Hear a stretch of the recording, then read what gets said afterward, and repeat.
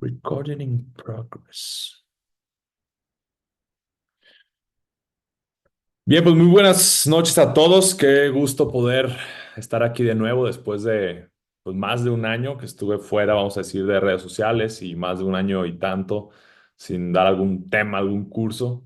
Entonces, ¿por qué voy a dar este curso? Mm, por un lado, digo, para quienes no me conocen, mi nombre es Emilio Yitzhak, de profesión soy psicólogo. Pero en mi trabajo personal estoy muy involucrado en la cuestión financiera, por así decirlo. Ya después platicar un poco más al respecto. Y he notado que dentro de la iglesia evangélica hay algunas malas ideas o ideas erróneas sobre el emprendimiento, sobre los negocios, sobre las finanzas. Y otra razón es porque honestamente, a la luz de lo que estamos viendo con el gobierno actual, no creo que vamos a entrar en una época de bonanza económica dentro de México. No sé si estés en otro país, pero al menos en México no parece ser que las cosas van a ir muy bien, que digamos, económicamente hablando. Espero equivocarme. Gracias a Dios, nuestro gobierno tiene un contrapeso en el vecino del norte, pero de todos modos creo que es importante tocar este tema, el tema de las finanzas. A quienes ya estuvieron conmigo en el curso pasado que di hace más de un año, que está grabado en YouTube, se les va a hacer un poco más sencillo entender varias cosas que voy a tocar, que voy a hablar del tema. Tengo contemplado que este sea un curso de 4 a 6 clases más o menos. Esta va a ser una especie de introducción, entonces espero que puedan acompañarme a lo largo del curso. Al final de esta presentación voy a abrir un espacio para preguntas y respuestas en vivo. Voy a leer algunas de las preguntas que me hicieron por medio del WhatsApp, si es que no hay preguntas aquí en vivo. Entonces voy a compartir mi pantalla para empezar con esta presentación. Bueno, antes de compartir pantalla, también tengo que dar una especie de aviso parroquial o disclaimer. Y lo di también en el curso de Verdad Total y lo voy a estar dando en cada curso que dé. Am, si eres de piel muy sensible, te recomiendo que no tomes este curso. ¿Y a qué me refiero? Hago mucha crítica a la iglesia protestante y a la iglesia católica. Entonces, si eres de esos ultracatólicos tradicionalistas hispanistas que se la pasan molestándome en Twitter, no es un espacio para ti. También si eres de los evangélicos que igual se molesta que toque a sus ídolos o que los reten algunas cuestiones, no es un espacio para ti. Ahórrate el enojo, ve a espacios más seguros como los woke que buscan espacios seguros, porque aquí voy a decir las cosas como son sin el afán de ofender a nadie, pero para crecer nosotros como individuos y como cultura muchas veces tenemos que escuchar verdades que nos confrontan. Entonces, reitero, si no te gusta que hable mal de tu religión, no es un espacio para ti. Quienes sí aguanten vara están en el lugar adecuado, o al menos eso espero. E igual, si hablo mal de tu denominación o de tu religión y crees que cometí un error, házmelo saber en privado y lo discuto contigo. Y si veo que yo estuve equivocado, más adelante podré rectificar mi error en algún próximo tema. ¿Va? Entonces, quien se sube al camión, aguante las cumbias. Vamos a compartir pantalla. Bien. Pues bueno, como mencioné, finanzas bíblicas, dinero y riqueza para la gloria de Dios y el avance del reino. Entonces, voy a abrir este tema con este versículo o estos versículos de Deuteronomio 28. Tengo entendido, no sé si han visto que en Estados Unidos cada vez que alguien va a empezar sus funciones como gobernante, lo que sea, presidente, ponen su mano sobre la Biblia. Tengo entendido, si alguien me corrige después, por favor, tengo entendido que el capítulo sobre el cual ponen la mano en la Biblia es Deuteronomio 28, ¿ok? Y tiene algo muy simbólico. Entonces, del 1 al 6 dice, acontecerá que si oyeres atentamente la voz de Jehová, tu Dios, para guardar y poner por obra todos sus mandamientos que yo te prescribo hoy, también Jehová, tu Dios, te exaltará sobre todas las naciones de la tierra, Y vendrán sobre ti todas estas bendiciones y te alcanzarán. Si oyeres la voz de Jehová tu Dios, bendito serás tú en la ciudad y bendito tú en el campo. Bendito el fruto de tu vientre, el fruto de tu tierra, el fruto de tus bestias, la cría de tus vacas y los rebaños de tus ovejas. Benditas serán tu canasta y tu arteza de amasar. Bendito serás en tu entrar y bendito en tu salir. Yo sé que hay algunos evangélicos modernos que dicen que no, es que esto solamente es aplicable para el Israel étnico de la antigüedad. No me voy a meter a pelear con ellos. Yo sí considero que esto es aplicable hasta el día de hoy. Los objetivos de este curso los voy a enumerar en seis. Recuerden que este curso en gran parte está basado en el libro de Héctor Salcedo de Finanzas Bíblicas y en el libro de Wayne Grudem, Negocios para la Gloria de Dios. Entonces, fusioné los objetivos, por así decirlo. Objetivo uno, promover una cultura sana de la prosperidad, el emprendimiento y la riqueza como bendiciones de Dios. Les digo, hay quienes como que le tienen miedo al emprendurismo, a la riqueza. Quiero quitar eso de ustedes. Quiero mostrarles que la riqueza, que emprender, que hacer empresas es una bendición de Dios, es parte del propósito de Dios hacia la humanidad y si hay promesas de prosperidad económica si seguimos las leyes de Dios. Voy a tocar un poquito el tema del Evangelio de la Prosperidad. Alguien puso en las preguntas de WhatsApp. No se asusten. Dos, mostrar que las dificultades financieras tienen en su mayoría un origen en un carácter desviado. Tres, exponer nuestra sutil pero real inclinación a la avaricia. Cuatro, desenmascarar la razón de la avaricia, una equivocada idea de que en lo material encontraremos plenitud para la vida. Cinco, demostrar que la generosidad, lejos de restarnos, nos suma. Más bienaventurado es dar que recibir. Hechos 20:35. Y mostrar cómo manejar las finanzas de forma tal que honremos a Dios. Voy a dar una especie de, para quienes no tomaron el curso anterior o quienes no pudieron ver la introducción, voy a dar una especie de panorama general sobre cosmovisión cristiana. No me voy a tardar mucho, espero. Porque en la iglesia moderna, eh, me voy a referir mucho más a la iglesia moderna evangélica porque yo soy protestante evangélico, específicamente presbiteriano, pero también aplica para algunas otras denominaciones y inclusive para la iglesia católica romana. En la iglesia nos enseñan las doctrinas cristianas, pero no se nos enseña cómo funciona el cristianismo como un sistema unificado, integrador, de verdad aplicable a cuestiones sociales, historia, política, antropología y demás disciplinas.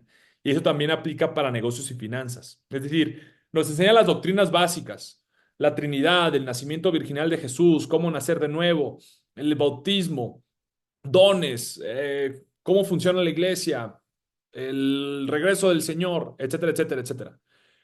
Pero no entendemos o no llegamos a entender cómo todo esto aplica en el, vamos a llamarlo en el día al día.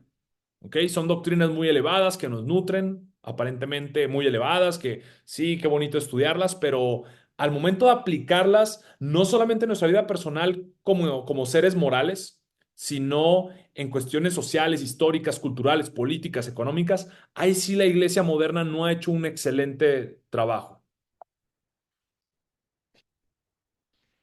Y en el curso anterior vimos un poco sobre el dualismo. Entonces, y lo explico brevemente. Hoy en día caemos en una especie de trampa que divide lo sagrado y lo secular, que divide lo privado y lo público. El cristianismo son doctrinas para mi vida pública, para mi vida privada, para mis decisiones morales, para mi familia, para mi iglesia. Pero hay otro ámbito público, lo que son negocios, política, deporte, donde ahí sí tengo que ser neutral, entre comillas. No tengo que meter el cristianismo dentro de esas áreas neutrales, las áreas públicas, neutrales, entre comillas. Caemos en que ahí sí tenemos que ser seculares. Entonces, pero tenemos que entender que no existe la neutralidad religiosa en ningún área. La que me digas, hay algo religioso de fondo. En el curso de Cosmovisión creo que quedó bastante claro, pero créanme, en ningún área, en política, en economía, en deporte, siempre hay algo religioso involucrado de fondo. Entonces, sí podemos y debemos llevar el cristianismo absolutamente a todas las áreas, porque adivinen qué, según yo, en mi Biblia, espero que en la suya también, hay un capítulo llamado Mateo 28 en donde se nos da la gran comisión. Y adivinen Jesús qué dice, que él tiene toda la potestad sobre el cielo y sobre qué más, sobre la tierra. No sobre algunos puntitos específicos de la tierra, no sobre algunos templos y catedrales, no, dijo que absolutamente toda la tierra él tiene potestad. Sobre todos los deportes, sobre todo el arte, sobre toda la economía, él tiene potestad sobre todo. ¿Y cuál es nuestra función por esa potestad que nos es dada? Discipular a las naciones, que obedezcamos al rey, incluyendo en lo económico. Entonces, ¿qué sucede por este dualismo? Que cuando entramos al campo en el que estemos, vamos a decir ingeniería, política, lo que estés, am, utilizamos conceptos del secularismo. No llevamos el cristianismo a esos conceptos históricos, políticos, culturales, económicos. Estoy siendo un poco redundante esto, pero espero que quede claro. El cristianismo tiene que ser llevado a absolutamente todas las esferas, inclusive la economía y nuestras finanzas. Y pensar cristianamente significa entender que el cristianismo proporciona la verdad acerca de la realidad total, una perspectiva para interpretar todo su objeto, incluyendo las finanzas. Y vimos que la estructura subyacente del universo entero refleja la mente del creador. Entonces, toda la creación debe ser interpretada a la luz de la revelación de Dios.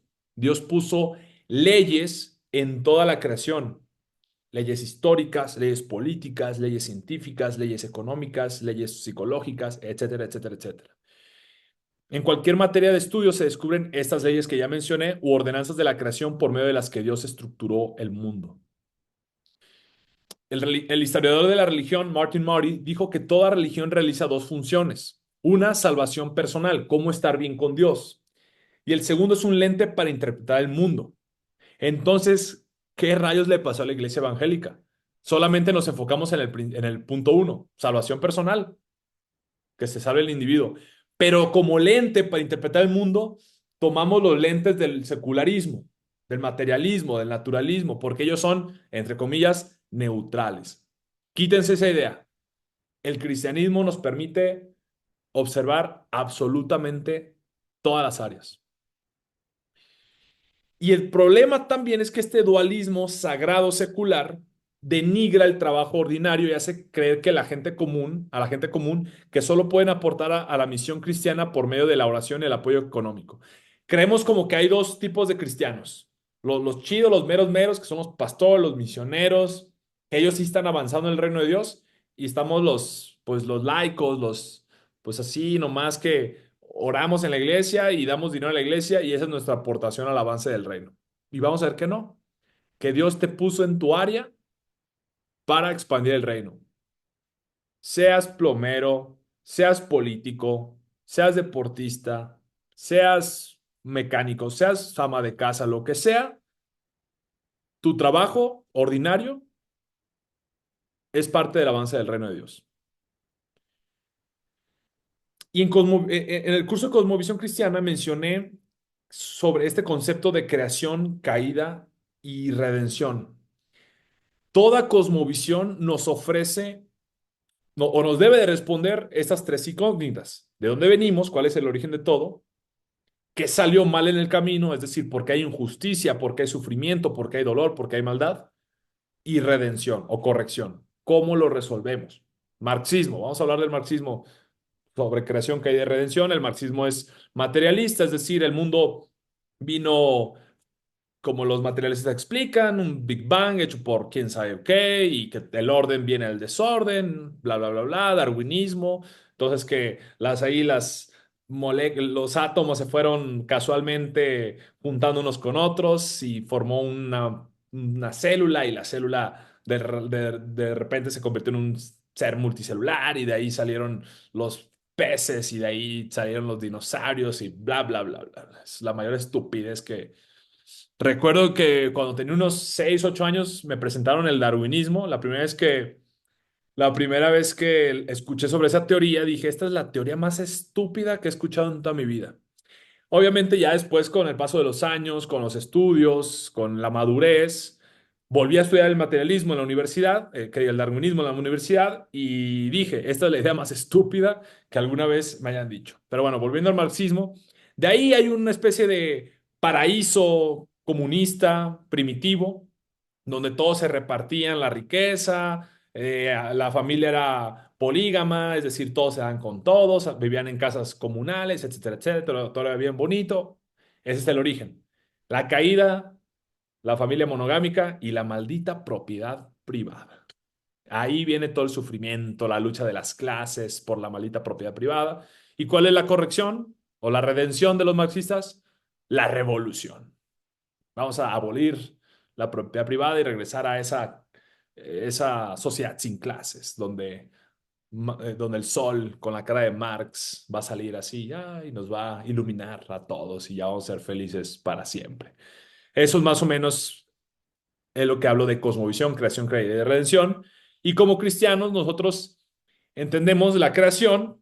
Dios crea todo, lo crea bueno, lo crea perfecto, crea al hombre, a la mujer, hechos de semejanza de Dios, aptos para obedecer toda la ley. ¿Cuál es la caída? El pecado de Adán y Eva. ¿Y cuál es la redención? La cruz de nuestro Señor Jesucristo y su resurrección. Pero esto también es aplicable a aspectos específicos de la creación. En finanzas, ¿cómo lo podemos ver? Dios, en la creación, Dios crea a Adán y lo pone a trabajar. Rompamos este mito de que el trabajo es una maldición que viene después del pecado. No, señores. El trabajo es parte de nuestro propósito original, parte del mandato cultural. Multiplicarnos y sujetar, someter a la creación entera. El trabajo es una bendición de Dios. Nuestro propósito como humano, sí, es adorar a Dios, pero en esa adoración a Dios es crear cultura, crear civilización, crear empresas. De hecho, Adán era un economista. Parte de su trabajo no era un economista. Hoy Cosnomos, el manejo del hogar. ¿Por qué? Porque él, en el jardín, él tenía recursos específicos, tiempo limitado, y tenía que ver cómo utilizar de mejor manera esos recursos. Entonces, la economía es un aspecto que viene antes de la caída, es parte de la creación, es un aspecto de la creación.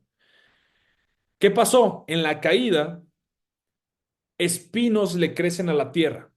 Adán era un jardinero, tenía que labrar la tierra y espinos le crecen a la tierra. Es decir, el trabajo continúa siendo una bendición, continúa siendo parte del propósito original, pero ahora tendría demasiados obstáculos. Por eso le dice, con el sudor de tu frente comerás pan. O sea, la frustración, el fracaso, el que se te caiga un negocio, ese exceso de labor es parte de la caída. La pobreza y la ambición pecaminosa son resultado de la caída.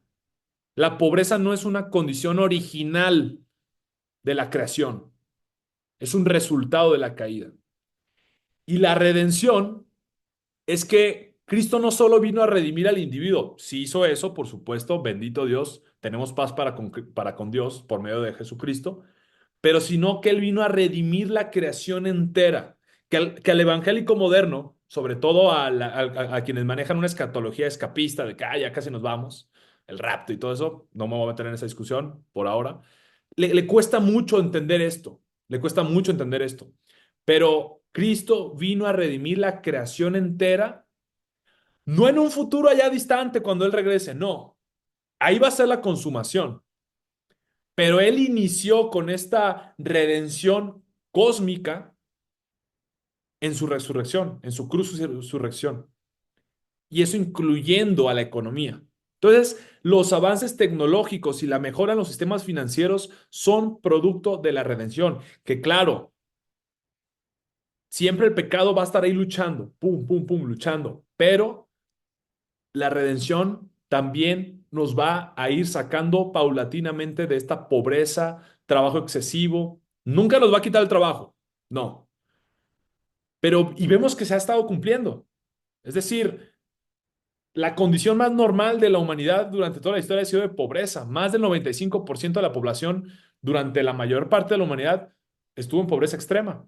Y a partir de las tecnologías, de la revolución industrial, de las revoluciones capitalistas, etcétera, etcétera, los índices de pobreza extrema han bajado a más del a menos del 10%, 5%. Que todavía nos falta mucho, por supuesto, y que dentro de la revolución industrial y el capitalismo, el pecado también se infiltró ahí, por supuesto, pero son cosas que podemos agradecer. La gente que hoy en día dice, no, es que cada vez estamos peor, el mundo cada vez está peor. Neta, les digo, no tienes idea de lo que dices.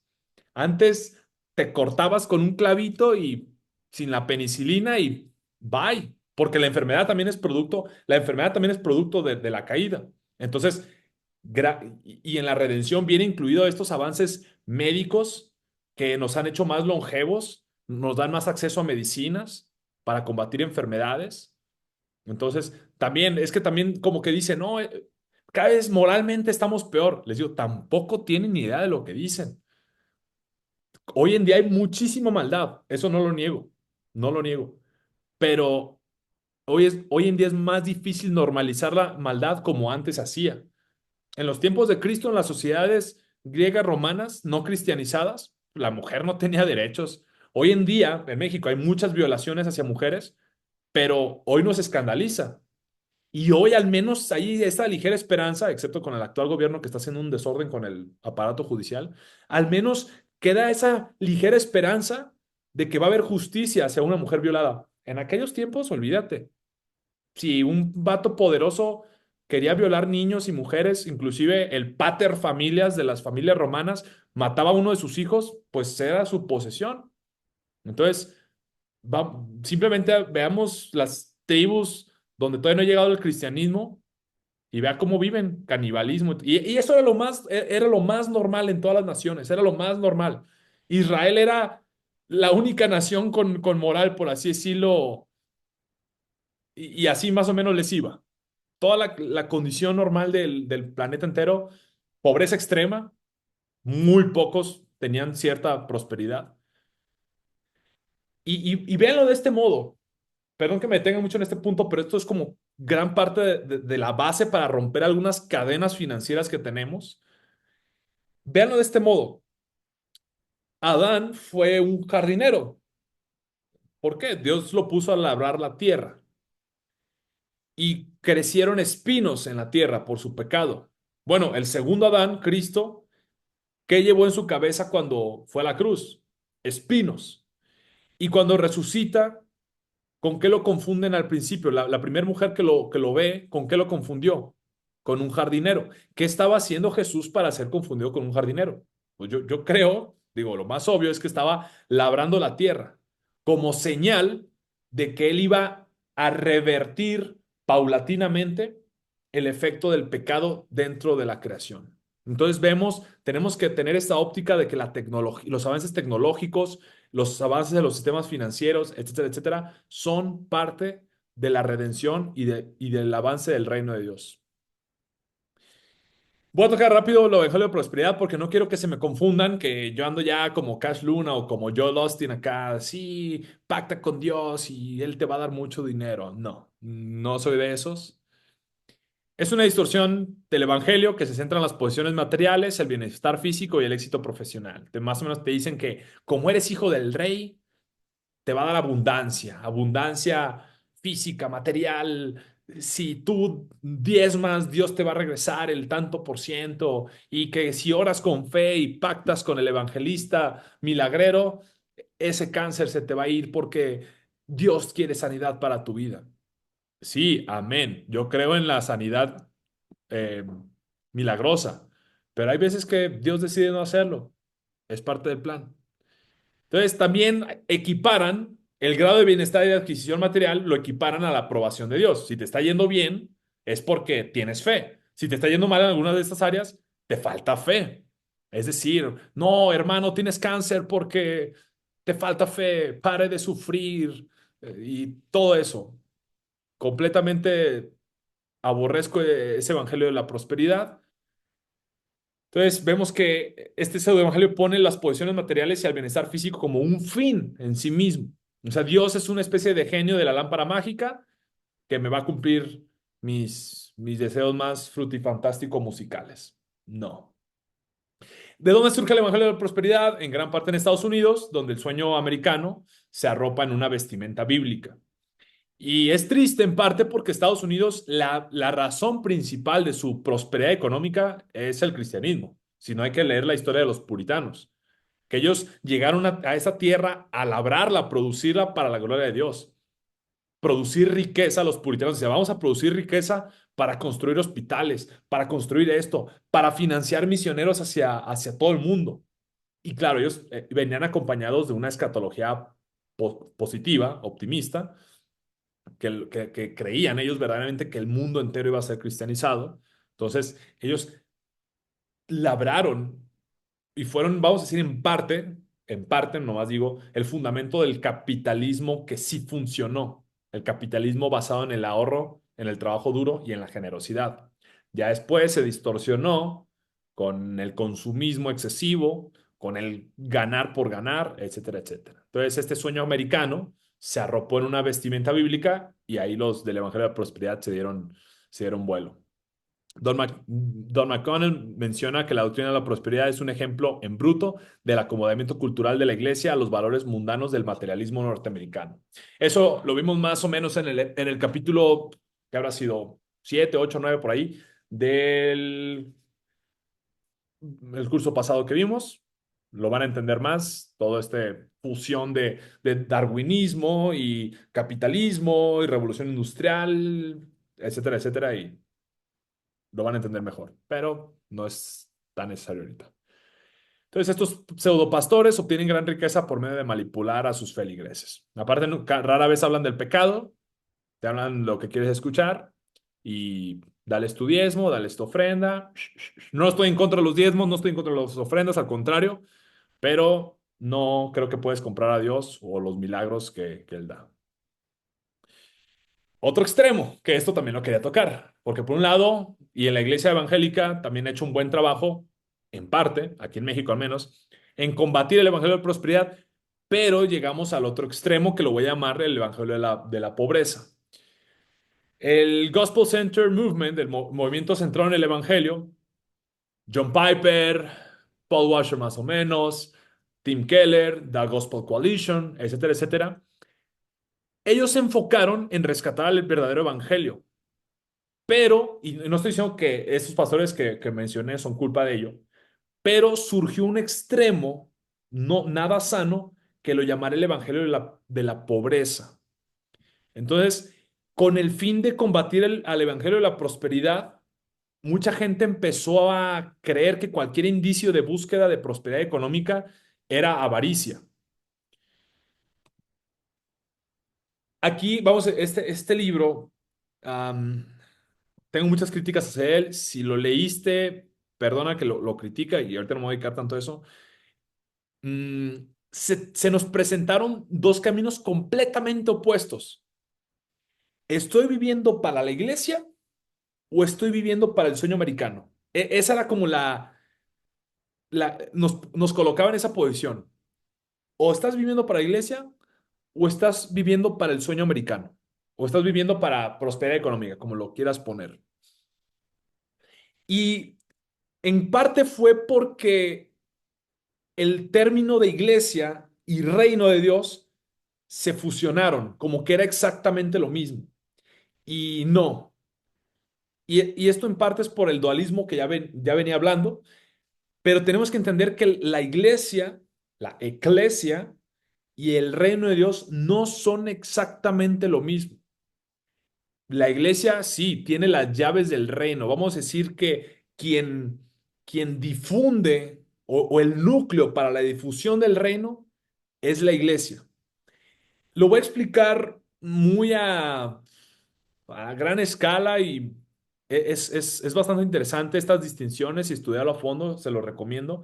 Pero vamos a decir que iglesia, para empezar, cuando yo uso el término iglesia, lo uso desde la óptica protestante, es decir, el conjunto de creyentes, el conjunto de nacidos de nuevo universal de personas genuinamente cristianas, sean protestantes, sean católicos, sean anglicanos, sean ortodoxos rusos, griegos, sean coptos, pero los que genuinamente han colocado su fe en Cristo forman del Corpus Christi, del cuerpo de Cristo, de la iglesia, y es conformado por seres humanos. Aclaro porque yo sé que desde una óptica católica la iglesia es lo que surge del Vaticano, no me voy a meter en ese tema. Y vamos a decir que uno va a la iglesia el domingo, por así decirlo, se une con el cuerpo de creyentes y el resto de la semana lo que hacemos es expandir el reino de Dios. El reino de Dios es la influencia que Cristo tiene a través de la iglesia en el mundo entero. Y esa influencia se ve plasmada por medio de mejores leyes, o sea, leyes más humanas, mejores sistemas económicos, mayor confianza entre los seres humanos para negociar, la proliferación de las artes, la proliferación de la ciencia, la proliferación de la cultura. Esa influencia que va mejorando el día al día en la tierra, esa influencia iniciada por la iglesia, ese es el reino de Dios a gran escala, a gran escala. Y sí, hay quienes han sido llamados para enfocarse directamente en la iglesia como pastores, misioneros, diáconos, etcétera, etcétera. Pero hay personas dentro de la iglesia llamados a expandir el reino de Dios por medio del emprendimiento, o por medio de ser ama de casa, o por medio de ser plomero, o por medio de ser ingeniero, o por medio de lo que en lo que Dios te haya puesto. Mientras mejores la calidad humana, mientras continúes con el mandato cultural original, estás expandiendo el reino de Dios. Claro, para expandir el reino de Dios es necesario formar parte de la iglesia. Y no me voy a meter en esta discusión. Eso es para otro tema.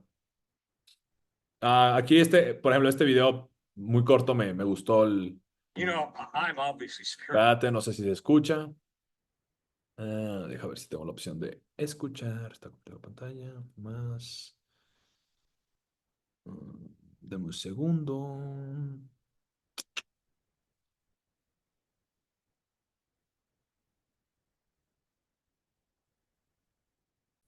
Ahí está.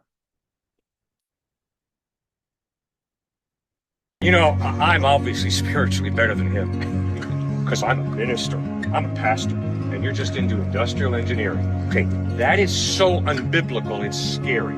God has given Brendan gifts in the area of industrial engineering, and guess what? I'd be homeless if I tried to earn a living with industrial engineering. It would not go well. God has given him gifts. He's put his faith in Christ. Now he better become the best industrial engineer he possibly can be. Why? Because that's what Christ calls me to do, and that's what Christ calls him to do. So how is success defined for a follower of Christ? By competently using the gifts God has given you to the best of your ability. Bien, pues aquí lo resume. Digo, si no escuchó no pasa nada, es un resumen de todo lo que venía diciendo. Es decir, como que creemos que el pastor y el diácono, el misionero, ellos son seres más elevados y más piadosos y Dios los quiere más.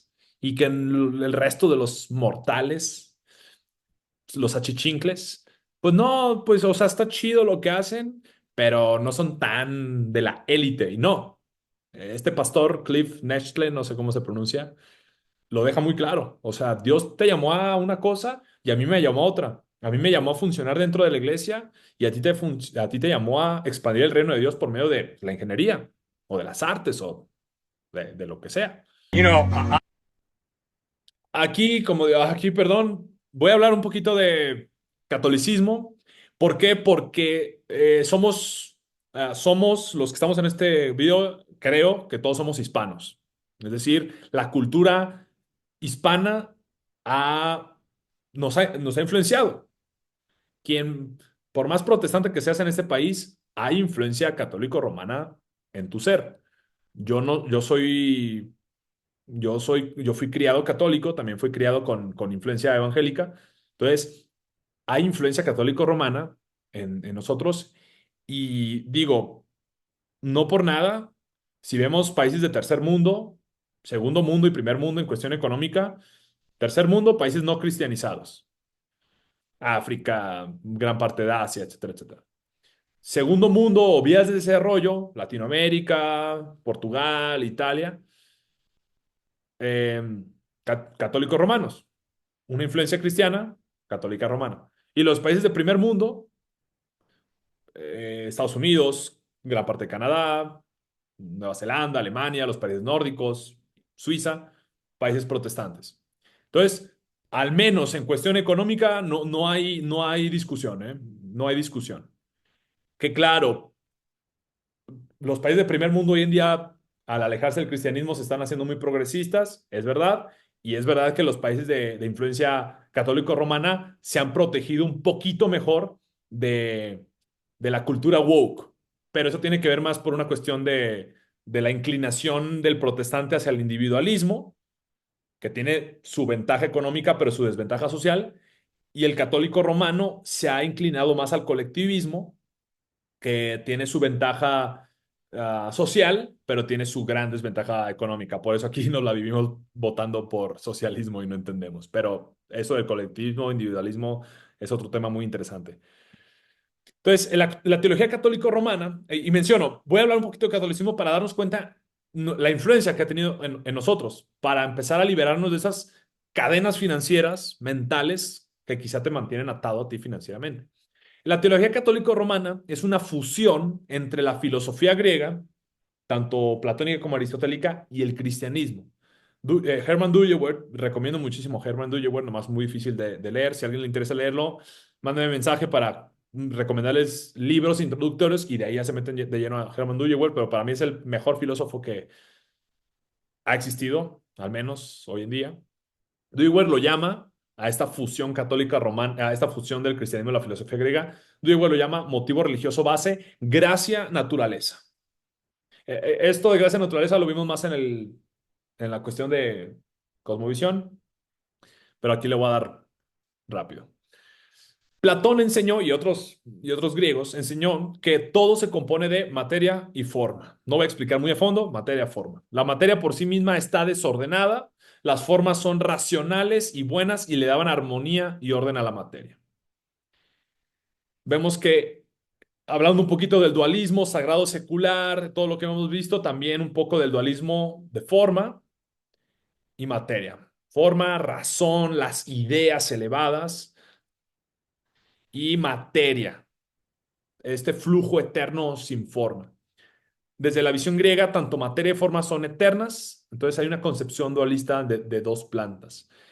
Y el error de este dualismo fue identificar la fuente del mal en la materia y considerarla eterna, es decir, contraria a la doctrina de creación ex nihilo. El cristianismo no enseña que la materia es eterna y tampoco enseña que la materia en sí misma es mala. No, el cristianismo enseña que la materia tiene un principio, Génesis 1:1, y que es buena. Cada vez que Dios creaba algo lo llamaba bueno. De hecho, Platón mencionaba que el cuerpo, materia, es la cárcel del alma, forma. Entonces, había una visión negativa hacia lo material y había que elevarse hacia las ideas platónicas, etcétera, etcétera. Eso ya lo mencioné, que la Biblia presenta a todo el mundo material como originalmente bueno y como fue creado por Dios, refleja la bondad de su carácter. Entonces, la Biblia no identifica el mal con la materia. Si el cuerpo fuese intrínsecamente pecaminoso, la encarnación y la resurrección de Cristo no hubiese sido posible. En cambio, que Dios adoptase forma humana muestra la dignidad de cuerpo. Y no solamente que adoptó forma humana, sino que al resucitar continuó en una forma humana. Esto para los gnósticos y para los griegos fue ¿de qué rayos me estás hablando? ¿Cómo que Dios, el Logos, se hizo hombre? Y ellos veían la muerte como un escape de esta cárcel del cuerpo. Entonces, todavía mucho más chocante, por así decirlo, fue que el Logos se muere y resucita en un cuerpo. Entonces las escrituras definen al problema humano como moral. Hemos violado los mandamientos de Dios. Los griegos definieron el problema como metafísico. El problema radica en que somos seres físicos materiales. De hecho, prácticamente todas las ideologías, excepto el cristianismo, tienen este mismo error. Conciben el mal como problema metafísico. Otro tema, pero ahí nomás para que la huelan. Entonces, si el mundo material es malo, la meta religiosa es huir de él. También es medio budista este concepto de huir del mundo material, ilusorio. El trabajo manual fue considerado inferior a la oración y meditación. Agustín de Hipona corrigió muchas de estas cosas, pero aún así mantuvo esta idea, porque Agustín de Hipona, vamos a decir que bautizó a Platón, por así decirlo, y si bien corrigió esto de que la materia es eterna y mala en sí mismo, aún así se mantuvo esta idea mm, baja hacia lo material, hacia lo ordinario. El trabajo manual del día a día fue considerado inferior a la oración y meditación. Entonces, el matrimonio y la sexualidad se vieron más bajas que el celibato. El celibato era esta especie de, como en el cielo, vamos a ser como los ángeles que no se casan y no se dan en casamiento. Bueno, los sacerdotes tenemos que ir aspirando a aquello. Y no es que digan que el matrimonio es malo, no, no, no, no estamos diciendo eso. No, no estoy diciendo que los católicos dicen que el matrimonio es malo, al contrario, ellos dignifican el matrimonio y la sexualidad, pero sobredignifican el celibato. Para mí es erróneo el celibato que se vive en la Iglesia Católica Romana, pero ese es tema ¿cómo se llama el Papa? Francisco, y que ellos lo arreglen. Yo estoy muy a gusto acá como presbiteriano. Igual, la vida social ordinaria, como panadero, agricultor, etcétera, etcétera, era vista más baja, por así decirlo, que la vida de los ermitas y monasterios. Es decir, adoptaron esta concepción del ascetismo, votos de pobreza, en gran parte por eso. Entonces, en la Edad Media se concibió la vocación cristiana como separada de la vida humana común y de la comunidad. O sea, la vocación más que nada era los monasterios, los sacerdotes, las monjas, etcétera, etcétera. Lo demás era, esas vocaciones cristianas específicas que estoy hablando eran del reino de la gracia, este dualismo naturaleza-gracia. La vida ordinaria como agricultor, panadero, constructor, era del reino de la naturaleza, por así decirlo. E inclusive el reino de la gracia tenía un jefe, por así decirlo, que es el Papa, y el reino de la naturaleza tenía un jefe, por así decirlo, el emperador. Pero para que se desarrollara bien, así como la forma le daba armonía a la materia, bueno, el reino de la gracia le iba a dar armonía al reino de la naturaleza. Entonces, la Iglesia católica, el Papa tenía que estar, el reino de la gracia tenía que estar, por así decirlo, por encima del reino de la naturaleza, del emperador, para darle armonía. Y de ahí vinieron las clerocracias de la Edad Media, en gran parte. Igual, otro tema. Pero esto venía esta separación viene de la filosofía griega en sí, no de la Biblia. Entonces, esto ya lo vi. Entonces, sí, Agustín de Hipona consideró que el mundo sensible era inferior al intelectual. Esto ocasionó una visión dualista de la vida cristiana. Esto llevó a los cristianos a abrazar la ética del ascetismo, la vida activa considerada inferior a la vida contemplativa. Tomás de Aquino, tengo que aplaudir que corrigió varios de estos errores, pero aún así retuvo este dualismo naturaleza-gracia. En el curso pasado lo hablé bien.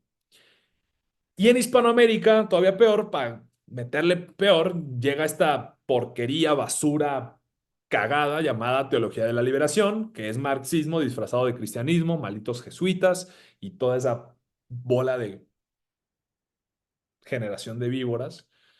Acentuó esta devoción por la pobreza. Entonces, sí, también no me voy a explicar detalle de la Teología de la Liberación, pero como los jesuitas que abrazaron o crearon esta Teología de la Liberación, pues contaminaron a todo el continente latinoamericano, hispanoamericano de esta basura, porquería. llamada Teología de la Liberación, que es marxismo disfrazado de cristianismo. Saludos al Papa Francisco, por eso no me sorprende que el Papa Pancho ahí anda con Evo Morales y comparando el comunismo con el cristianismo y que todos sus... pobre viejito. Lo bueno que el vicario de Cristo es el Espíritu Santo y no un hombre pecador como nosotros. En nuestra cultura, y me ha tocado del día al día, el versículo bienaventurados ustedes los pobres, porque vuestro es el reino de Dios, se toma sin su contexto. Entonces, hay como cierta devoción al pobre. Aquí en México, pobre pero honrado. Equiparamos la honradez con la pobreza, de cierta manera. Pero si lo vemos con su contexto completo, el versículo paralelo, Mateo 5:3 dice, bienaventurados los pobres en espíritu. Mira, tú puedes estar financieramente quebrado y ser rico en espíritu. Y tú puedes tener todo el dinero del mundo y ser pobre en espíritu. ¿A qué se refiere más que nada?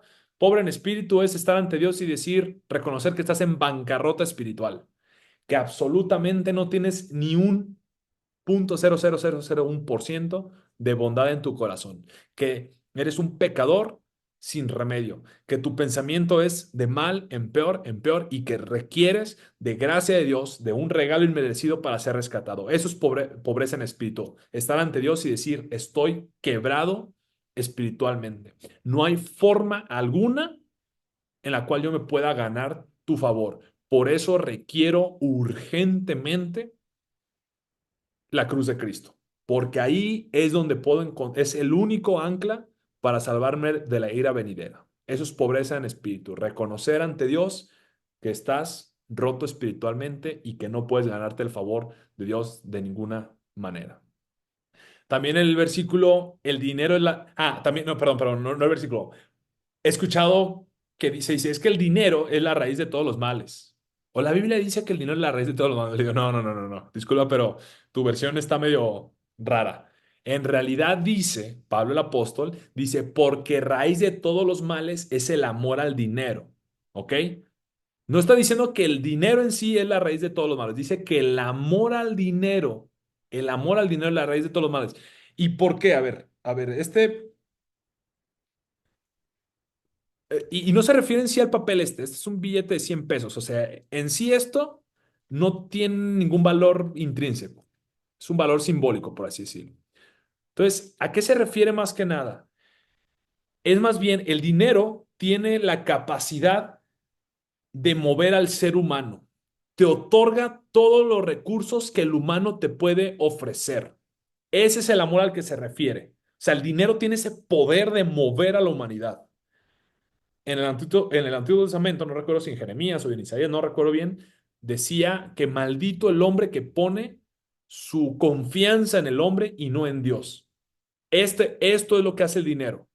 O sea, amar el dinero es poner tu confianza en el hombre, porque yo con dinero puedo hacer humanamente todo. Entonces, este amor a los recursos que te ofrece la humanidad y no Dios, es la raíz de todos los males. Y miren, ya vamos a ir cerrando más o menos.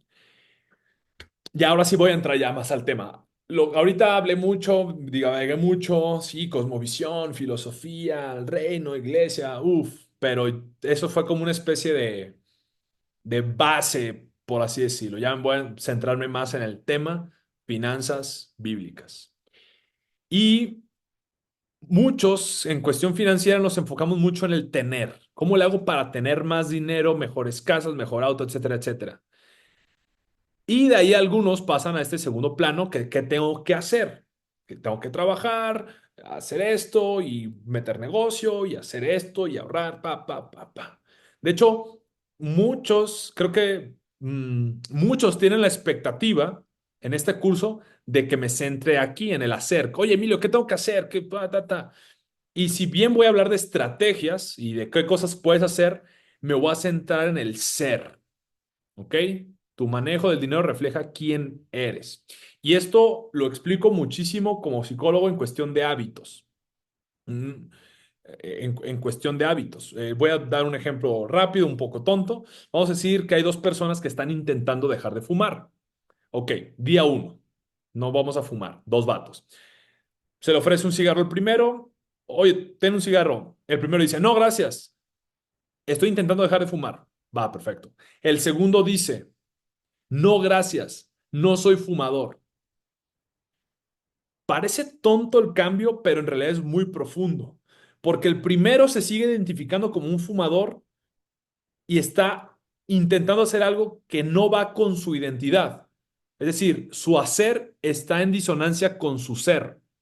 El otro hizo un pequeño cambio léxico, pero muy profundo. Dice, no, gracias, no soy fumador.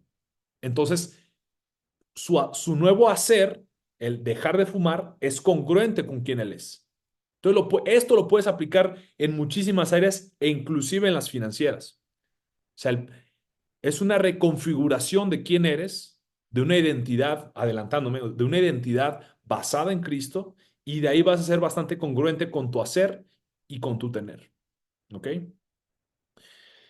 Y es verdad que todos requerimos criterio y sabiduría para manejar de forma adecuada nuestras posesiones. Sin una perspectiva bíblica, lo material te va a producir ansiedad, envidia, inseguridad, descontento por más dinero que tengas. Por más dinero que tengas en una perspectiva bíblica, no vas a estar en paz, no vas a estar a gusto, no te va a servir el dinero.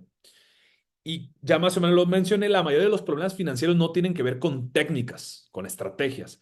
Su raíz es que hay un tipo de carácter cuya consecuencia es una vida financieramente desordenada. Nuevamente, identidad, carácter. Y eso te lleva a tener una vida financieramente desordenada. Tus finanzas son en gran medida resultado de lo que eres, de quién eres. Entonces, mientras no corrijamos esa parte del ser, créeme que las estrategias te van a funcionar como paliativos, pero tarde o temprano vas a seguir con esa ansiedad, envidia, resentimiento que te genera lo material. Miren, la Biblia habla bastante de dinero. La Biblia creo que son como 31.000 versículos, 2.300 versículos habla sobre el dinero y posiciones materiales. De las 38 parábolas de Jesús, 16 tienen que ver con las posiciones y el manejo del dinero, y el 10% del Nuevo Testamento tiene que ver con posiciones terrenales. Entonces, el dinero es importante en la Biblia. Habla bastante de él. Porque, ya dije, el dinero en sí no es malo, pero tiene un potencial perverso sobre nosotros. Nos ofrece seguridad, bienestar, placer, poder. Esto es lo que más, sobre todo al hombre, al varón, esto es lo que más nos atrae del dinero, el poder. Su poder seductor radica en que lo que nos ofrece son el aquí y el ahora. Porque muchas promesas de Dios no son del aquí y el ahora, ¿eh? Muchas. Nos va a hacer esperar. El dinero, cualquier cantidad de dinero, te ofrece algo aquí y ahora. Y el dinero se convierte en un ídolo. Y a ver, ídolo no es tener una estatua y estar ahí, eh, estatua de barro, no sé cómo se llame. Y eso no es un ídolo en sí. Podría serlo. Me preocuparía si tú tienes uno de esos. Un ídolo es cualquier cosa, cualquier aspecto de la creación que se pone en el lugar de Dios. Y el dinero puede hacer eso. Y por eso el primer mandamiento se refiere a los ídolos. Que Dios es Dios y que no tienes que tener otros dioses. ¿Por qué? Porque de ahí le siguen los demás mandamientos.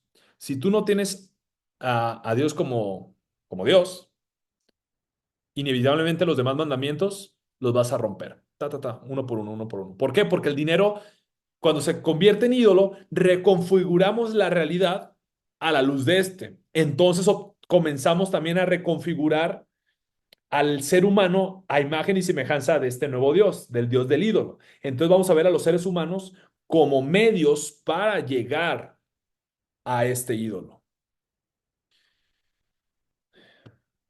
Y bien, Mateo 19:24 menciona que, dice otra vez, os digo que es más fácil, deja si lo anoté porque se me olvida, es más fácil pasar un camello por el ojo de una aguja que entrar en el reino, que entrar un rico en el reino de Dios. Eso dice. Otra vez les digo, que es más fácil pasar un camello por el ojo de una aguja que entrar en un rico en el reino de Dios. Entonces, la riqueza material o la fama, cualquier tipo de riqueza que tengas, hace difícil que alguien considere a Dios como necesario. Nos hace sentirnos independientes y autosuficientes. Y el dinero revela el estado de nuestros corazones. Nos percatamos de muchas cosas del carácter de alguien al ver cómo maneja sus finanzas. Y aquí hay varios ejemplos. Saqueo. Saqueo, un cobrador de impuestos que al momento de tener una conversión, de una conversación y una conversión con el Señor, ¿qué hace? De su nuevo ser, de su nueva identidad, su forma de tratar el dinero es diferente. Dice, Señor, a quienes he timado, a quienes he fraudeado, les voy a regresar hasta 4 veces, no recuerdo bien, voy a regresar tanto y voy a dar tanto. El joven rico, ya, qué bueno que llegó esta parte del joven rico, porque a los comunistas les encanta utilizar ese pasaje para decir que, oh, sí, Jesús quiere que des todo tu dinero. No, a ver, seamos claros. ¿Qué pasa? El joven rico llega, maestro bueno, ¿qué debo de hacer para heredar el reino de Dios? Y Jesús bien, bien lo sabe. Estoy parafraseando, ¿eh? En su Biblia, créanme que está eso, si me equivoco en algo, pero estoy parafraseando. Jesús le dice, a ver, ¿qué dice la ley? Y, y, y empieza a decir, bueno, es que la ley dice, y el joven rico menciona la segunda tabla de la ley, que no robe, y que honra a mis padres, y que no mate, etcétera, etcétera, etcétera. Solamente, aparte de la primera tabla de la ley, dejó un mandamiento de la segunda parte de la ley fuera. Y ahorita voy a explicar por qué. Entonces, y dice el joven, pero yo todo esto lo he cumplido desde mi juventud. Ok, entonces Jesús le dice, a ver, ok, vende todas tus posesiones, dáselas a los pobres y sígueme. Y el joven rico dijo, no, ¿cómo? Y se fue, muy triste. A ver, aquí no está hablando de un evangelio de obras. Y tampoco está diciendo Jesús que todo mundo tiene que dar su dinero. No. ¿Qué pasó? El joven rico se estaba jactando de que él merecía el reino de los cielos porque él estaba cumpliendo toda la ley. Pero él estaba quebrantando lo que Jesús hizo fue mostrarle que él estaba quebrantando el primer mandamiento. ¿Por qué? Porque el dinero era su ídolo. El dinero era su ídolo. Entonces Jesús le da esa respuesta para que el joven entienda que él quebró la ley, caiga de rodillas ante el Señor y reconozca, Señor, el dinero es mi ídolo. Límpiame de este ídolo. Y a ustedes, aplicación para ustedes, también les va a pasar eso. Tienen algunos ídolos y no los pueden dejar. En vez de irte como el joven rico triste, arrodíllate ante Dios y dile, Señor, tengo este ídolo. No lo puedo dejar, en serio, no puedo. Es un ídolo que tengo. Destrúyelo o destrúyeme. Y otro mandamiento que él dejó atrás fue que no mencionó fue el de la envidia, el 10.º mandamiento, el de no codiciarás. ¿Por qué será? Puede ser que como él tenía mucho dinero, pues él no tenía envidia de los demás porque él ya tenía mucho dinero. Pero hay que acordarnos que los mandamientos, cuando vienen en negativo, no matarás, no robarás, no todo eso, tenemos que cumplir también con el positivo. Y el no codiciarás nos manda a ser generosos, algo que el joven rico muy probablemente no estaba cumpliendo. Y Juan el Bautista también, cuando se les preguntó, les dice, generación de víboras, ta, ta, ta, ta. Y dijeron, bueno, Juan, dinos qué tenemos que hacer. Ah, ok, el que tenga 2 túnicas, de una. Es decir, el reflejo, no está diciendo igual, no es salvación por obras, pero el reflejo el reflejo, los frutos de arrepentimiento en gran parte son cómo manejas tus posesiones. A los soldados, ¿qué les dijo? No extorsionen gente y estén contentos con su salario. Y Pablo también da, bueno, no, aquí no es Pablo, quién sabe, algún día sabremos, Apolo, Pablo, no sabemos quién escribió Hebreos. Sea el carácter de ustedes sin avaricias, contentos con lo que tienen. O sea, hay que tener contentamiento. Colosenses 3:5, que aquí dice Pablo, compara la avaricia con idolatría, ya lo expliqué. Avaricia viene de pleon, exo, más tener, querer tener más de los que ya se tiene. Que a ver, aclaro, no es malo querer tener más. El problema es cuando ya te empieza a generar esa especie de ansiedad que aleja tus ojos de Dios. Es decir, hay un grado legítimo en el deseo y la aspiración. Por algo en el mandato cultural, Dios nos dijo, multiplíquense quieran tener más hijos y sojuzguen la tierra, aduéñense de cada vez más cosas. Es decir, hay un grado legítimo en la ambición, hay una ambición piadosa. Y esto quiero dejarlo también muy claro. Si tú eres empresario, ve por todo, sin olvidarte de tu relación con Dios. Ese es y esto no venía en el libreto, por así decirlo, pero quiero dejarlo en claro. Tu misión principal en la vida es tu relación con Dios. En segundo lugar, tu relación con tu esposa o esposo. En tercer lugar, tus hijos, familia. Y en cuarto lugar, tu ministerio. Seas misionero, seas pastor, seas empresario, en ese orden. Dios, tu esposa, esposo, tus hijos y tu trabajo. Y la vacuna contra la avaricia es la certeza de que la vida no consiste en bienes que se poseen. Jesús dijo y les dijo, miren y guárdense de toda avaricia, porque la vida del hombre no consiste en la abundancia de los bienes que posee. Porque miren, lo material es útil, muy útil mientras estamos aquí en la tierra, pero no pueden proveer la plenitud que el humano anhela y solo podemos encontrar en Dios. ¿Por qué creen que tantos famosos de Hollywood terminan dándose un tiro? Porque la plenitud, o sea, qué chido que tengas todo el dinero, el mundo, toda la fama del mundo, todo el mundo te conoce, pero ya, ahí muere. Yo tengo amigos que neta les va muy bien y que andan de fiesta en fiesta, pachanga, pachanga, pero llega un punto en el que me dicen, güey, es que esto ya, ¿qué sigue? Es aburrido. Las advertencias de Jesús sobre la avaricia están llenas de sabiduría y bondad para evitarnos el desperdicio de nuestras vidas. Y no sé si han visto la parábola del necio rico que juntó muchísimo en su granero y dijo, ya sé qué voy a hacer porque ya tengo demasiado. Voy a derribar y construir graneros más grandes y ahora sí le voy a decir, alma mía, descansa. Y Jesús dice, necio, ¿no sabes que hoy vas a morir? Todo lo que recolectaste, no te lo vas a llevar. Y aquí me encanta cómo William McDonald define la necedad. Define como necio a aquel cuyos planes terminan en el sepulcro. Entonces, alguien mencionó esta cuestión de busquen primeramente el reino y su justicia. Así es, porque eso no se queda en el sepulcro. Cuando tu enfoque es el reino de Dios y su justicia, todo eso sí te lo llevas a la vida eterna. Al ser creados para la eternidad y para tener una relación con Dios, es imposible que lo material y temporal nos den plenitud. Eclesiastés 3:11, Dios puso la eternidad en el corazón del hombre. ¿Y qué es lo único que puede saciar un corazón eterno? ¿A quién iremos, Señor, si solamente tú tienes palabras de vida eterna? El dinero, qué chido, qué bueno que tengan, y qué bueno que no tengas, porque Dios te está tratando por eso, pero un corazón eterno solo lo llena la palabra eterna. Así de simple. La Biblia enseña que la formación del carácter de Cristo en nosotros es la mayor bendición que podemos tener. O sea, que Dios esté formando su carácter, el carácter de Cristo en ti, esa es la mayor bendición.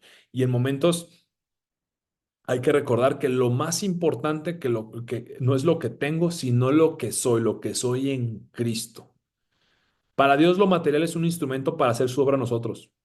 Cuando hay tiempos de abundancia, Dios está utilizando esa abundancia para tratar tu carácter. Y cuando hay tiempos de pobreza, también lo está haciendo. Entonces, y miren, Dios da tiempo de abundancia y disfrute, lo cual es bueno, pero a veces nos priva de ellos, lo cual también es bueno. Filipenses 4:2, ese versículo que a los gym rats les encanta publicar cuando ya están levantando pesas, de que todo lo puedo en Cristo que me fortalece. Les voy a dar una sorpresa. Pablo no escribió ese versículo en un gimnasio, lo escribió en una cárcel. Y se está refiriendo a esta cuestión económica, diciendo, a ver, yo muchas veces he tenido mucho dinero, mucho bienestar material, y me contento en ello. Y muchas veces tengo pobreza y me contento en ello. Todo lo puedo en Cristo que me fortalezca, me fortalezco. Porque la abundancia también es un reto, ¿ok? Y es que está la enfermedad del occidente, que es la abundancia. Algo que tenemos que entender los jóvenes, y eso les quita a los socialistas muchas veces, es que lo que está sucediendo hoy en día es algo rarísimo para la humanidad entera. El tener tanta accesibilidad a cosas es impresionante, impresionante para la humanidad. pero eso nos lleva a querer tener todo lo material y reducir al mínimo la espiritualidad. Entonces, la forma en la que Saqueo, el joven rico y el necio de la parábola se vincularon con lo material revelan los ídolos de su corazón y revelan los ídolos de nuestro corazón. Nuestro manejo del dinero habla de quiénes somos y lo que valoramos. Entonces, lograr finanzas sanas requerirá más que estrategias. Sí voy a enseñar estrategias, por supuesto, pero aquí les estoy enseñando como a ver, desde dónde tenemos que partir. Una base teológica para partir. Como mi manejo del dinero expone la codicia de mi corazón, cambiar mis finanzas requerirá que yo cambie primero y va a requerir arrepentimientos en bastantes áreas. Vamos a tener que poner a Dios en el lugar indicado. Mateo 6:24, no podemos servir a dos señores. O servimos a Dios o servimos a las riquezas, tal cual. Reitero, no es mala la riqueza, el problema es servirla, es decir, ser siervos de la riqueza. El dinero es un gran esclavo, por así decirlo, pero es un pésimo amo. Si el dinero es tu esclavo, es decir, tú lo utilizas, es buenísimo. Si el dinero es tu amo, es decir, él te utiliza a ti, valiste. Y aquí, ¿es pecado ser rico? No, no es pecado ser rico. Algunos creen que la Biblia nos llama a rechazar toda adquisición de recursos económicos y prosperidad. No. En realidad Dios colocó en nosotros talentos, dones y capacidad para generar recursos. Y podemos hacer esto sin que el dinero sea nuestro Dios. Y reitero, si Dios te dio talentos, dones y una visión para hacer una empresa impresionante, ve con todo. En serio, hombre, varón, sobre todo, ve con todo. Sojuzga la tierra. Expande el reino por medio del emprendimiento. Y es que miren, si un misionero o un pastor dice, vamos a trabajar con todas las ganas del mundo para que a través de esta iglesia toda la nación sea conquistada para Cristo, vamos a enviar misioneros y vamos a publicar libros y vamos a hacer 20,000 conferencias para que el Señor sea glorificado en el país. Todo el mundo va a decir, sí, amén, aleluya, gloria sea a Dios. ¿Qué tal si un empresario dice, voy a construir la empresa más grande de México, la empresa que genere millones y millones y millones de dólares y que sea la empresa más grande nunca antes vista en la humanidad? Todo el mundo, todos los cristianos estarían, no, hermano, es que eso es avaricia. Ok, vamos a ver algo. Quizá el pastor que está llamando al mundo a Cristo, quizá en su corazón hay un deseo de ser visto. De, todo México es cristiano gracias a mí. Y quizá en el corazón del empresario está, quiero crear miles de empleos, sacar a los pobres del país, sacar la pobreza del país, que a través de esta empresa las personas puedan tener más recursos, que mis empleados no requieran que su esposa también tenga otro empleo para que puedan educar a sus hijos en casa si así lo desean. Entonces, vemos que es una cuestión de intenciones del corazón y ambos, tanto la ambición del pastor, que ser ambicioso es bueno cuando es una ambición piadosa, cuando es para la gloria de Dios, tanto el trabajo del pastor como el trabajo del empresario son para la gloria de Dios. Entonces, joven, si alguien te está diciendo, no, no, no, tranquilo, que no, ¿cuál tranquilo? Ve con todo mientras mantengas a Dios en la cima y en todo. Entonces, no nos enseña la Biblia no enseña que ser rico sea pecado, nos advierte del peligro del dinero, pero no es malo en sí mismo. No es el dinero en sí mismo, sino el amor a este, es un asunto del corazón. Y si amas al dinero, va a ser un problema tener finanzas bíblicas. Quizá tengas finanzas buenas en el sentido de vas a tener mucho dinero, pero no van a ser finanzas bíblicas porque finanzas bíblicas incluye compartir con otros. Amar el dinero hace que descuides otros aspectos fundamentales de tu vida. Y yo conozco muchos casos de empresarios muy exitosos, pero que su familia la tienen quién sabe dónde y sus amistades y todo lo traen. No, no, no duermen ni siquiera. Sobre los ricos, a los ricos de este mundo, Pablo, mándales, bueno, Pablo a Timoteo, mándales que no sean arrogantes ni pongan su esperanza en las riquezas, que son tan inseguras. Y los ricos lo saben, que en cualquier momento, pum, todo se puede. sino que pongan su esperanza en Dios. Él nos provee de todo en abundancia para que lo disfrutemos. ¿Para qué lo... Hombre rico, ¿quieres ir a un club privado, un viaje, no sé qué? Ve, disfrútalo. Él nos provee de todo en abundancia para que lo disfrutemos. Mándales que hagan el bien, que sean ricos en buenas obras, generosos y dispuestos a compartir lo que tienen. Entonces Pablo no les está mandando a vender todo lo que tienen. Ah, tomen eso, comunistas imbañables, sino que los exhorta a ser generosos. Y ser generoso no nomás es dar limosna y propina, no.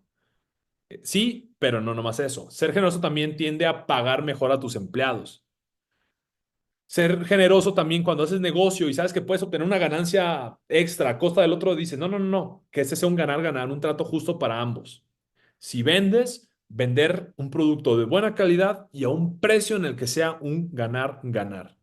Y créanme que dentro del mundo de los negocios, y yo lo he platicado, justo ayer estaba platicando con un empresario que está, y él dice, siempre el ganar, ganar es lo que más se me ha enseñado en la vida y es como la clave de mi éxito, el ganar, ganar. El día que yo rompa mi palabra para hacer que, para yo agarrar más a cosa del otro, ese día pierdo mi magia como empresario y me voy a venir para abajo. Ganar, ganar, siempre eso, eso me dice, ganar, ganar.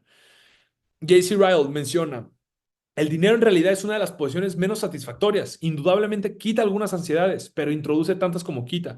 Hay aflicción en su búsqueda, hay ansiedad en su conservación, hay tentaciones en su utilización, hay culpa en su abuso, hay dolor en su pérdida. Dos terceras partes de todas las luchas, peleas y pleitos en el mundo surgen de una sola causa, el dinero. Entonces sí, muchos quisieran ser multimillonarios, pero si supieran la responsabilidad que tiene un multimillonario, se asustarían. Y digo, yo no soy multimillonario, para que no digan que estás... ¿Cómo saber si amas el dinero? Ya, aquí voy a terminar simplemente para que nos llevemos esta reflexión a casa. Para ir ante Dios en arrepentimiento y que Dios, pedir a Dios, Dios, muéstrame mis ídolos hacia el dinero. Dame sabiduría respecto al dinero. Primera pregunta, ¿estás dispuesto a pecar para ganar más? Básico. O sea, ¿estás robándole o algo estás haciendo? Tu conciencia te está diciendo, no hagas esto y lo haces para ganar más. Y claro, quizá vas a buscar racionalizar tu avaricia y el mal, pero pregúntate eso. ¿Cómo está tu nivel de contentamiento? Y esto Chad Brand lo define como satisfacción interna que no exige cambios en las circunstancias externas.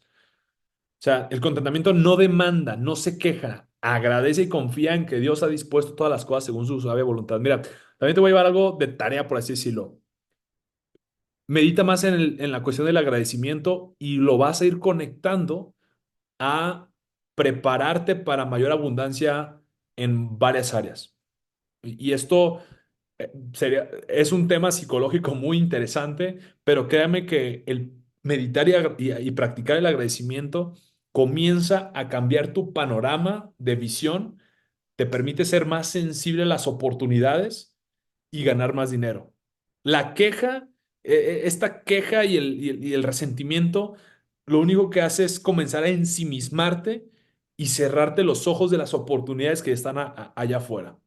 Y es un tema muy, muy, muy interesante. Quizá después me detenga mucho en el factor psicológico. De hecho, los dos o tres mayores indicadores de que alguien va a generar riqueza económica es altos niveles de coeficiente intelectual, inteligencia, y dos, altos niveles de conciencia. Y una de las cosas, y una de las cosas que elevan mucho la conciencia, y no quiero verme como las morras de Tulum, que ahí se meten ácidos para traer la conciencia bien alta, no, no estoy hablando de eso. Después hablaré específicamente qué es conciencia. Y una de las cosas que más eleva esta conciencia, este ser consciente de que somos coprotagonistas de nuestra historia y que podemos modificar y moldear la realidad, es el agradecimiento. Entonces, dos de los factores más importantes para generar riqueza es altos niveles de inteligencia, coeficiente intelectual, y yo creo que más importante, altos niveles de conciencia y en parte para acrecentar esos niveles de conciencia, es el agradecimiento. Y por favor, no me confundan con estos vatos, esos gurús de, sí, hay que elevar la conciencia, por no. Lo estoy hablando desde mi campo de estudio psicológico y a lo que me dedico financieramente hablando. Ay, me está dando un poco la garganta, pero ya casi termino. La situación económica en la que estás ahora es la situación idónea en la que Dios te puso para que Él haga su obra en ti. Mira, si estás en una situación de mucha pobreza, pues Dios está usando eso para trabajar en ti, para hacerte más dependiente a Él. Y si estás en una situación de abundancia, Dios está trabajando en ti para que dependas más de Él. Porque es bien fácil, y de hecho es una de las advertencias que Dios le hace a Moisés, de que, oye, cuídate. O sea, es decir, mira, Moisés, ahí te va el asunto. Ustedes sigan mis leyes y va a haber prosperidad económica. Pero cuídate que una vez que yo te prospere, te empieces a creer el muy, muy, el mero, mero, y te empieces a olvidar de mí. ¿Ok? Entonces, quizá tú ahorita estás en una posición de mucha abundancia. Es más, creo que es más difícil en esos momentos porque es más fácil olvidarse de Dios. Cuando estás quebrado, uno está corriendo todo el tiempo a Dios, pero cuando uno está con muchísimo dinero, es la parte más difícil. También otra pregunta, ¿cómo manejas los extremos económicos? Y aquí hay Proverbio 30 7 al 9 menciona, dos cosas te he demandado, no me las niegues antes que muera. Vanidad y palabra mentirosa, aparta de mí. No me des pobrezas ni riquezas, manténme del pan necesario, no sea que me sacie y te niegue y diga, ¿quién es Jehová? O que siendo pobre, hurte y blasfeme el nombre de Dios. Entonces, yo aquí tengo entendido que Dios conoce cuál es como nuestro termómetro económico. Él sabe cuánto es demasiado para nosotros y cuánto es muy poco para nosotros. Entonces, la petición de este salmista es, Señor, no me pongas ni en el extremo de abundancia ni en el extremo de pobreza. Tú sabes cuánto es lo que yo requiero. Dame el pan de cada día para que no sea demasiado rico y te niegue y para que no sea demasiado pobre, robe y blasfeme tu nombre. El secreto para el contentamiento de Pablo, Filipenses 4:12, es que tenía a Cristo como su tesoro. Tengo mucho dinero, no importa, Cristo es mi tesoro, porque el dinero va y viene, Cristo es para siempre. Tengo muy poco dinero, estoy completamente quebrado, no importa, porque la pobreza se va a terminar en cuanto yo me muera y voy a estar con el verdadero tesoro, Cristo. Y otra pregunta, ¿te gusta ostentar lo que tienes? Para saber si amas el dinero, ¿te gusta andar presumiendo aquí, uy, que el carro, que el no sé qué, que el jet y todo eso? Y el problema es que sí, es tentador mostrar a otros nuestro éxito. Y las redes sociales lo han hecho bien difícil. Esto para ostentar nuestra riqueza es bien fácil. Esto ni se los explico, ustedes lo saben. Última pregunta, ¿te cuesta dar y ser generoso? Y ser generoso es vivir de una forma que demuestre gracia para con los demás, esa gracia que hemos recibido de parte de nuestro Dios. Y una persona muy cercana a mí, un millonario de hecho, dice que ese ha sido uno de sus grandes secretos para la riqueza, la generosidad. Y él explica en parte que, digo, él me dio un ejemplo un poco bizarro, pero más o menos menciona que es cuando empiezas a quitar, a renovar tu closet, es decir, empiezas a quitar lo que ya no te sirve para donarlo, o lo que ya no usas para donarlo, lo que estás haciendo subconscientemente, te digo, él me dio este ejemplo, no estoy diciendo que sea al 100%, pero da una ilustración. Cuando dejas un espacio en tu closet, lo que estás haciendo es como preparar espacio para que llegue algo nuevo y mejor, a tu gusto en ese tiempo. Entonces la generosidad, dice, más o menos abre esos canales de espacio. Dice, ok, estoy dando y estoy dando y estoy dando y estoy dando. Entonces Dios se da cuenta que eres un buen administrador de sus recursos para la expansión del reino y Él sigue, dice, este es un gran canal para bendición material y Él lo abre. Entonces, la generosidad y sobre todo un pastor me dijo, el pastor Wes White, yo una vez estaba a punto de ver si apoyaba monetariamente a unos misioneros o no porque fue un tiempo en el que estaba, no me iba mal, pero no estaba en el mejor momento económico que quería yo estar en ese tiempo, entre comillas, porque sí me estaba yendo bien, pero uno siempre quiere más. Y yo dije, bueno, me voy a esperar hasta que gane más, en unos 4 o 5 meses, que era lo que estimaba, para ahora sí darle a estos misioneros un apoyo económico cada mes. Pero ese pastor dijo, y ahorita que no tienes tanto dinero, bueno, dijo a los demás, a todo el público, si tú ahorita estás en una situación en la cual no tienes tanto dinero, es la mejor situación en la que puedes ser generoso, porque estás viviendo con fe. Y ahora, tampoco estoy diciendo que, pum, des todo, no, pero da algo que te incomode y actúa en fe. Y ahí dije, ¿sabes qué? Aquí está claro. Fue el mensaje claro para, ¿sabes qué? Firmo, ahí está, mensualmente para dar tanto a estos misioneros.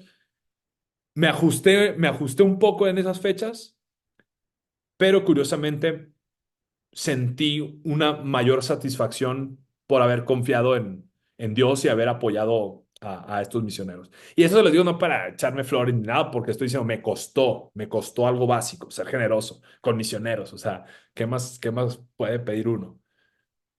Pero en serio, en la generosidad es una de las claves también para la abundancia. Entonces, ahora sí, prometo que cierro. Por esto el fin de este curso no es en sí, como dice el autor del libro, en busca de simples estrategias financieras, sino en procurar una transformación de nuestro carácter que nos conduzca a gozar de buena salud financiera y que dicha salud no emane de ser más diestros, entre comillas, con nuestras finanzas, sino de ser más semejantes a Cristo. Ay, güey, ¿qué es esto? Perdón, es que copié del otro. Y ya enlace al siguiente tema. Vamos a ver dos principios claves para concebir y manejar nuestras posesiones de forma que le agraden a Dios. Hay dos principios que vamos a aprender la próxima vez. Que lo material no debe de ser un fin en nuestra vida, como ya lo vimos. Y esto es bien importante. Somos mayordomos de lo que tenemos, no dueños. Am, y generalmente al final de cada curso recomiendo un libro, un escrito, algo. Tristemente este no está no está en español. Productivity, A Practical Theology of Work and Wealth. Productividad, que es una teología práctica para el trabajo y la abundancia. Douglas Wilson, muy buen libro, la verdad. Muy cortito, muy bueno, en un centón te lo avientas.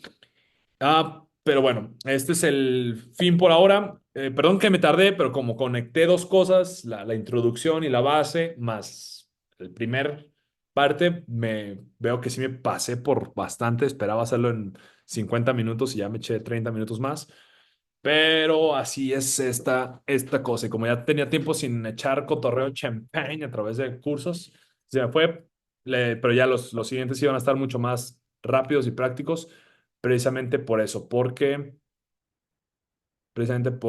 eso, porque ya no tengo que hacer ninguna introducción ni nada. Aquí sí me detuve un poquito en cosmovisión y luego me estaba metiendo en cositas así medio filosóficas y ya ven cómo soy. Pero bueno, así que voy a pausar. Ahí está. Y dejar de grabar. ¿Dónde está para dejar de grabar?